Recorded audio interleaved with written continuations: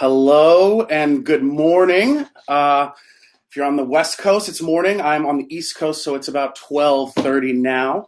My name is Brian Crabb, and today I'm going to talk a little bit about tiny house design.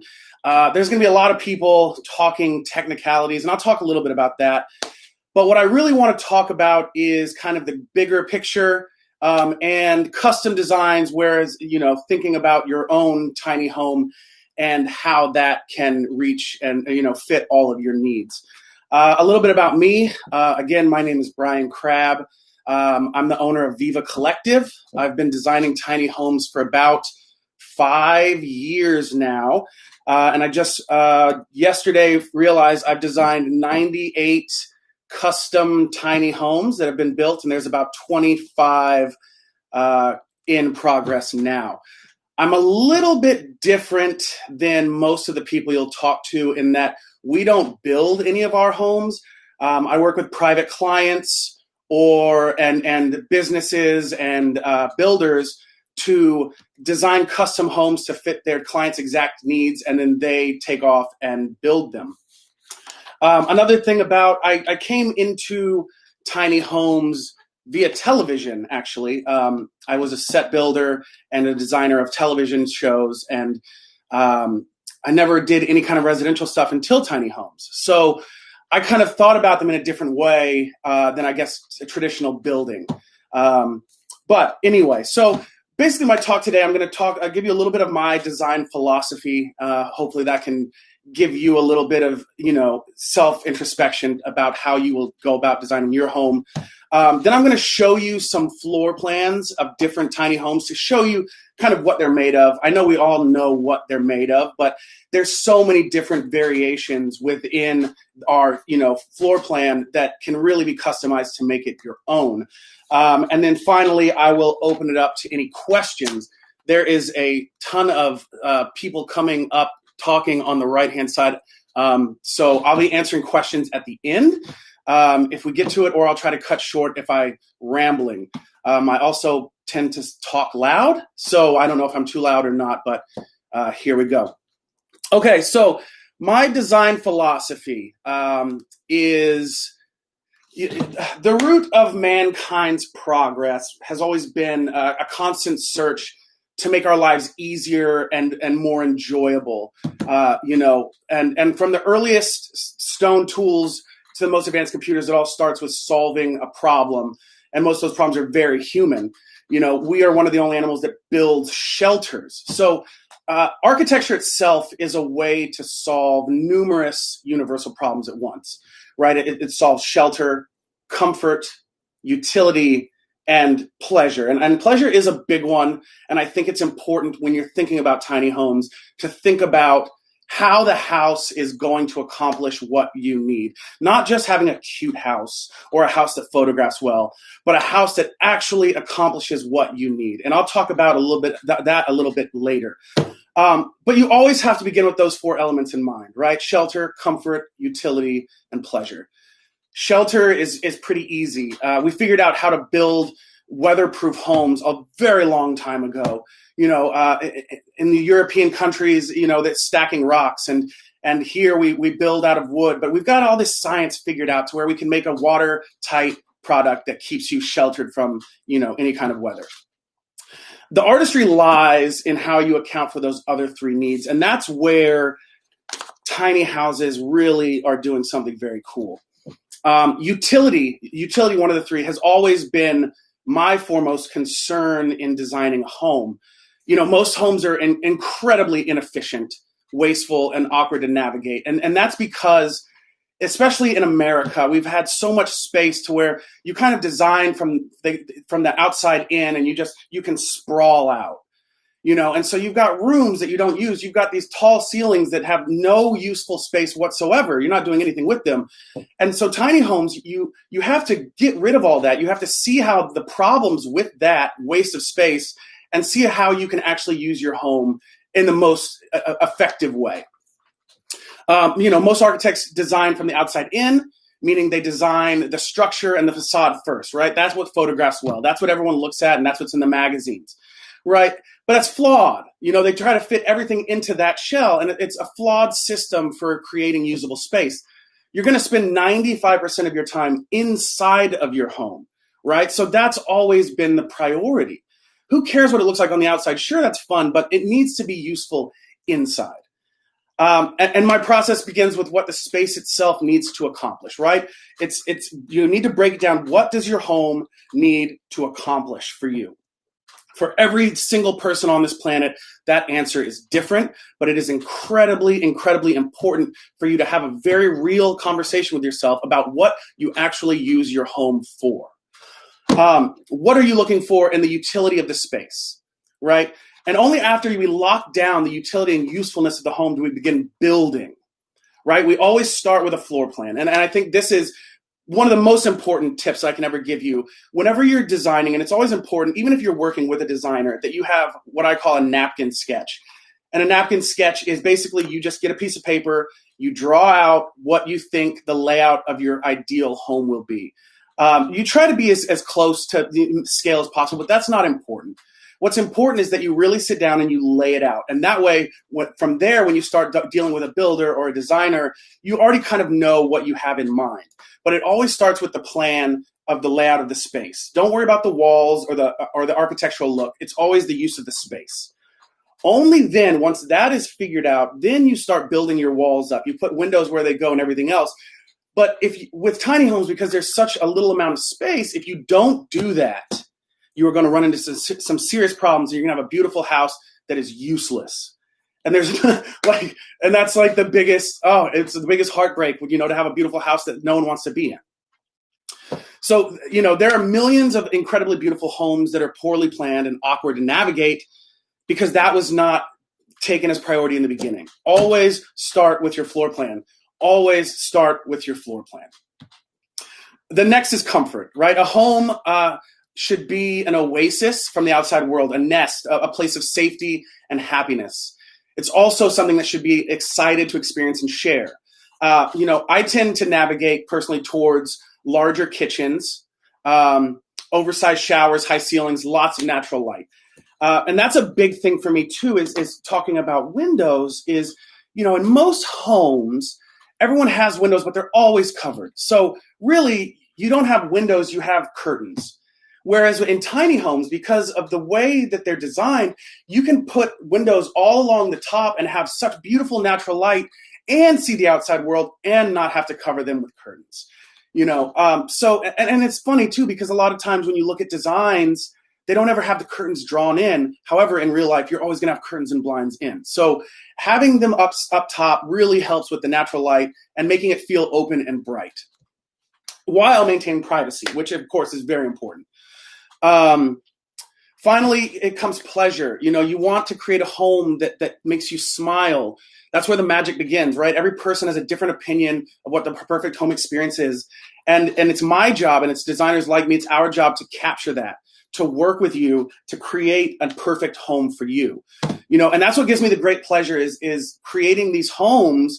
Not for me. It doesn't matter if I like it. It's if you like it. That is my job. It is a service industry. I serve you. If you're happy, that is literally all that matters. And when you're thinking about going into tiny homes, you need to think about this as well. It's your time to be a little bit selfish, right? Because you are going to live in this home. Most likely, the builders and designers will never, ever live or step foot in the home. You're the one who has to live with it. You should make it happy for you. Okay. Wow, this is going quick. All right, so I'm going to look at some floor plans with you guys, kind of an evolution of two different floor plans. So let me share my screen real quick. Okay. All right, so I don't know how this looks to you, but you should be looking at a floor plan. This is a 28-foot home on a trailer. This is actually one of the first tiny homes I designed, and as such, it is the quintessential box tiny home. And this gets me to really the layout of tiny homes. There's 4 areas in a tiny home. There's your bathroom, there's your kitchen, there's your living room, and then somewhere, usually in a loft, which I'm going to go up to the second floor here. You've got a loft here and a loft here for bedrooms. Those are the 4. And some people say, I have to have a large kitchen. That's fine. You can have that.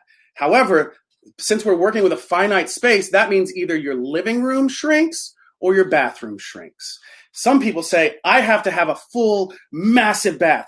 That's fine. So we grow the bathroom, but that means your kitchen starts here. So you either have tiny living room or tiny kitchen. You can't have it all. And I think that's another important thing to realize. You can't have it all, and you have too much stuff. That's just facts. It's really just facts. You have too much stuff. So looking at a plan like this, right, we've got our bathroom. Here's your entrance. Doors, you always want them to be outswing because that gives you the most space, and pocket doors. Most doorways in tiny homes are 24 inches. I'm a pretty broad guy. I'm 22 inches wide. If you are wider, then you need to account for that. But really, the standard for most homes is 36. Tiny homes is 24. We make the most use of space. Pretty typical layout, very standard. We've got the tiniest vanity you can get. We've got a composting toilet, either a Nature's Head or a Separate or one of the million that they've got going on now. And then we've got a corner shower, very, very standard, very small, very utilitarian. This couple wanted to have a large living room space because that's where they like to hang out. So that's where we spent most of our time, was here, and just a very straightforward kitchen. There's actually 3 base cabinets, 4 uppers, and then this washer dryer is right next to the sink.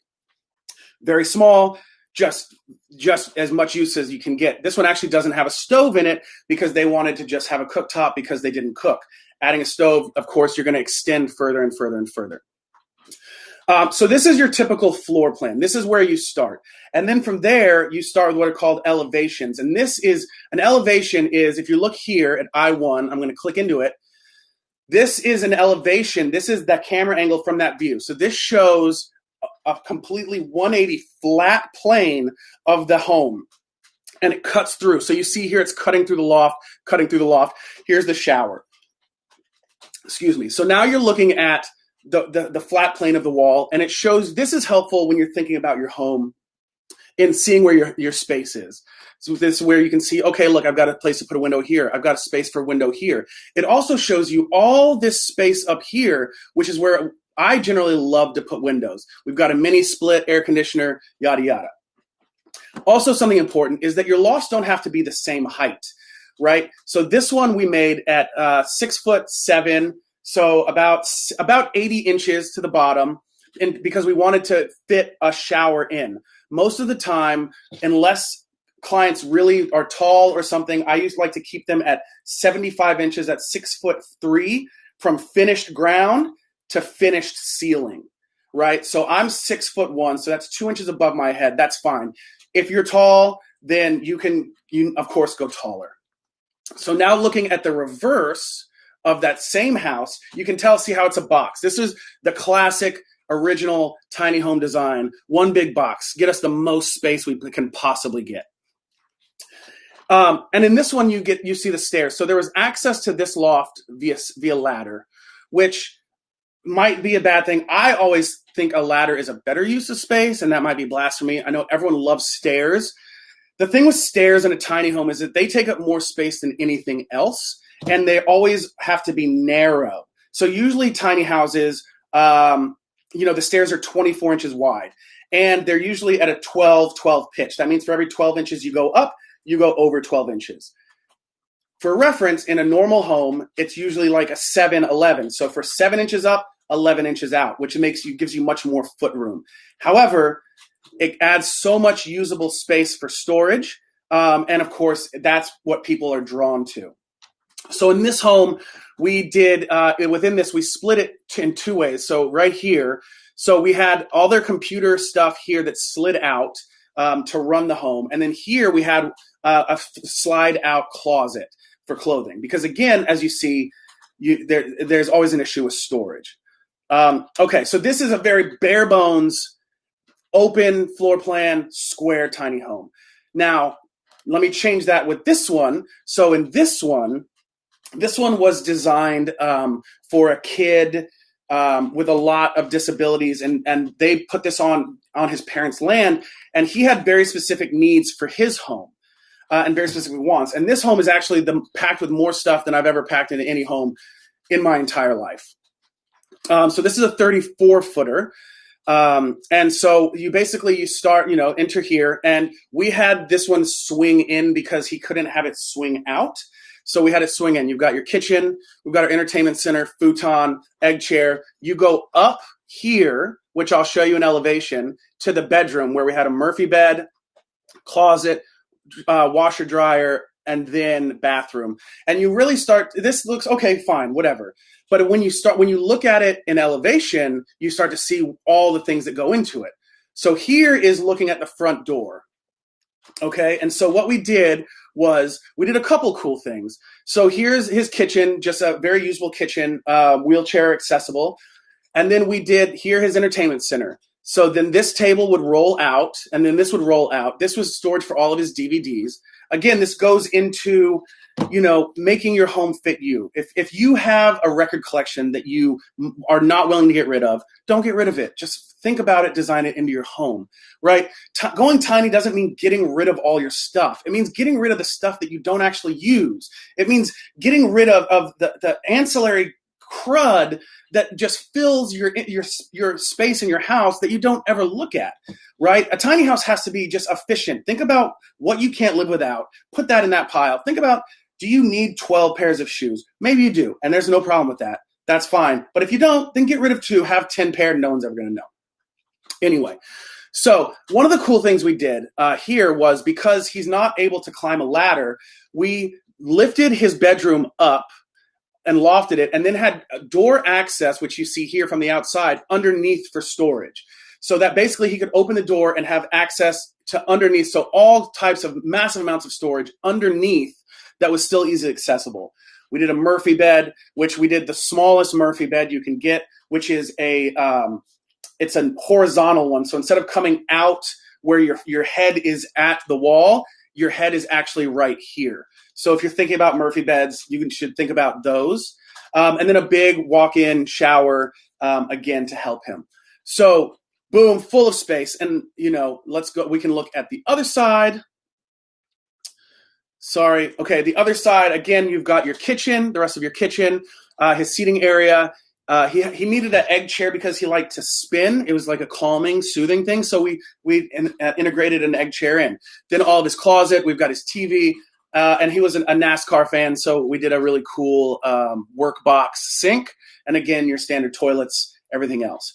So again, 2 very different houses because they were serving very different needs.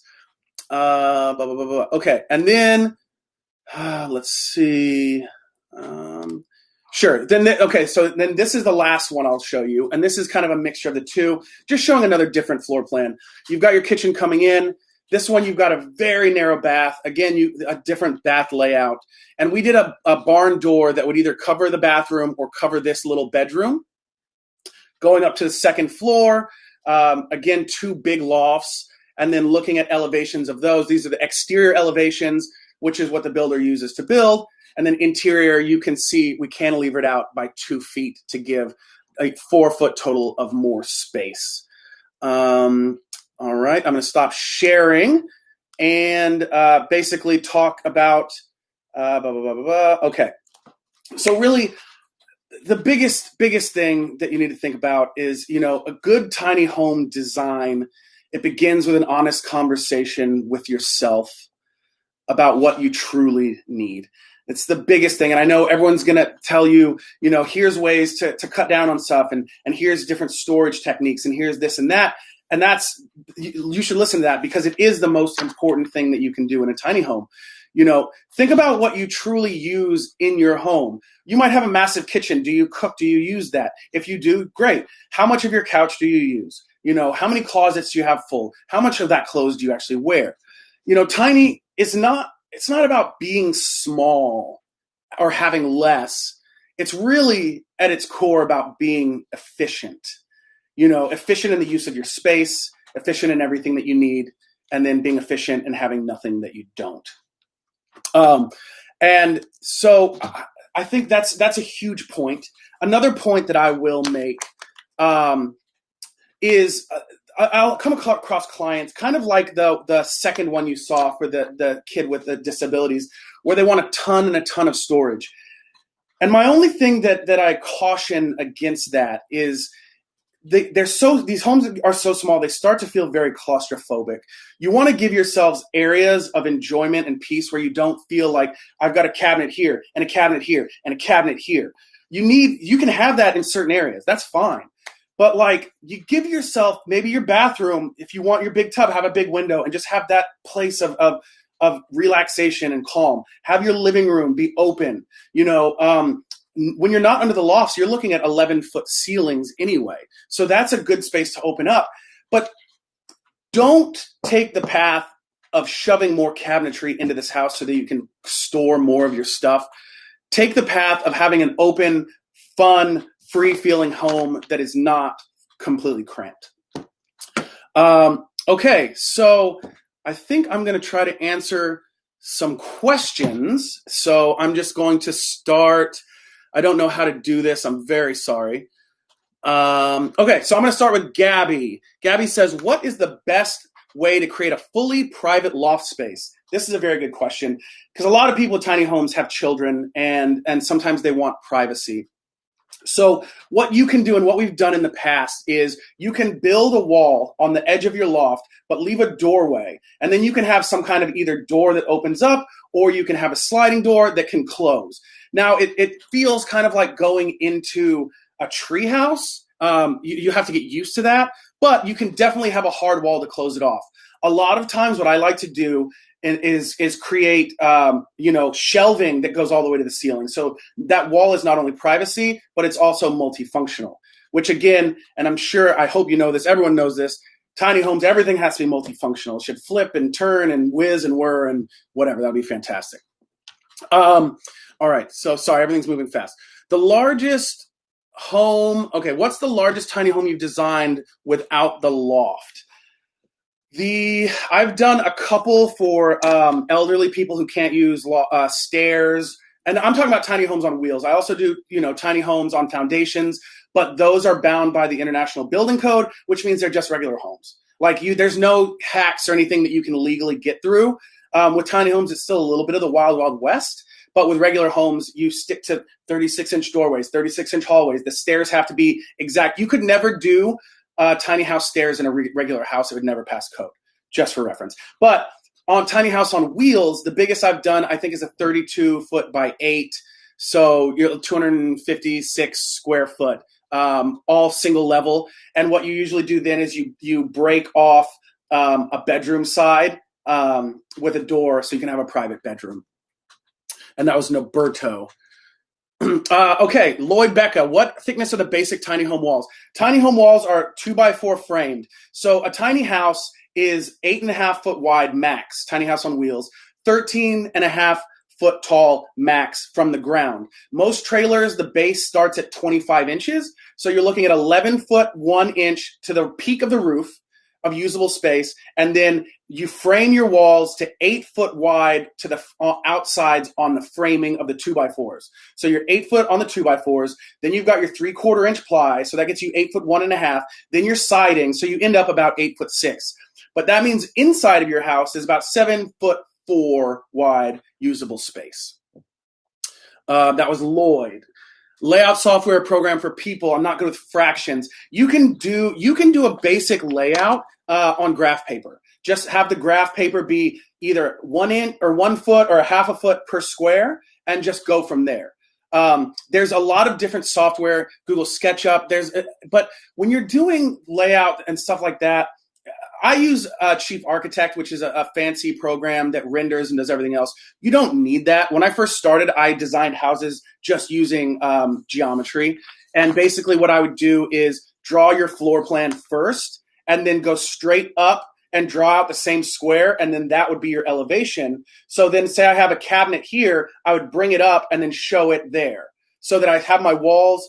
And then, so you've got your thing, boom, boom, and then your two sides. And then you would rotate, I'm looking at this bathroom wall, I'm looking at this kitchen. I hope that helps. I know that's kind of confusing. In Texas, composting toilets are illegal. That is interesting, Julie Wilhite. I did not know that. I have done 4 tiny homes in Texas, and all of them have had composting toilets. But I think the last one that I did that wasn't on a foundation was 2017. So that is very interesting, and that is something that we should look up. I did not know that. Okay. Do I have a composting toilet? I do not. I live in an apartment in Philadelphia, which is still small. I've been in and around tiny homes for 5 years, but I do not personally live in one. I hope that doesn't kill my cred, because I do know a lot of people who design hospitals that aren't doctors. So let's hope for that. Okay. Pamela, oh my God, who wants a picture window in the bathroom? Unless you're on an isolated lot with privacy. That's a very good point. I did one called The Gym, and these kids, they would drag them all along the Pacific Northwest and kind of just park in the woods, use it more for camping, kind of a self-contained. And so for them, it was lovely to sit in the tub and look out the window at the lake or whatever. I can completely understand how that might be problematic. However, I will say this. If we start our tiny house at 2 foot off the ground, then we've got a 30-inch tub. That's putting your head height about 5 to 6 feet off the ground. So if you do start your window there, it's very hard for somebody to peek in at your bits. However, whatever. If you don't like it, don't have it. That's the thing with tiny homes. There's no wrong answer. And I'll end with this. Like, most people live their lives never building a home. We're born in a home, we live our lives in it, and we die in it, and somebody else built it. But when you're building a tiny home, this is your opportunity, maybe your only one, to build your own home, to design your own architecture. And with tiny homes being the Wild West, you can do whatever you want. There's no wrong answer. So if you want to make it look like a cute cottage, great. If you want to cover it in pictures of cats, do that. Like, let your flag fly, guys, because tiny homes they're pushing the boundaries of what architecture is thought of anyway. So like, if you want a neon yellow that looks like a Corvette, do that, right? Just do it. Do what makes you happy.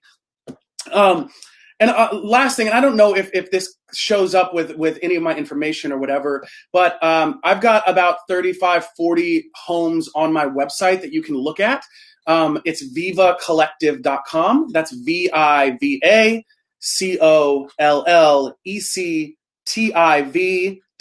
There's no E on the end of collective. So vivacollective.com, click onto tiny homes, and then you can scroll down and click on any of those houses to see some information on the house and more pictures. And then at the bottom, a rough floor plan of that house. And I think that would give you a little bit better perspective on all the different ways you can lay out a home and cool different techniques that people have been using. This has gone a lot faster than I thought. I was worried that I was going to be done in 5 minutes, but apparently I have 1 minute left. I just want to thank Jason and Zach for having me. This has been incredible. It's also very strange because I'm just sitting in my office talking to myself on a computer. So, which I guess is, I'm used to talking in front of people to have a little feedback. So I hope you've enjoyed this. I hope there was no booze. But I will be back talking with the wonderfully talented Tyson Spice about tiny homes at 2 p.m. Pacific, 5 p.m. Eastern. Today, we will be talking about really answering any questions you have. And I'm very excited and looking forward to that. I'm so thankful for the tiny home community. And if you have any follow-up questions, again, go to my website, vivacollective.com, and you can go to the contact. You can hit me up. I'm happy to answer any questions, send you any kind of stuff you want. If you want to just say, great job, Brian, or you suck, Brian, whatever you want to do. I've had a lot of fun. Thanks, guys.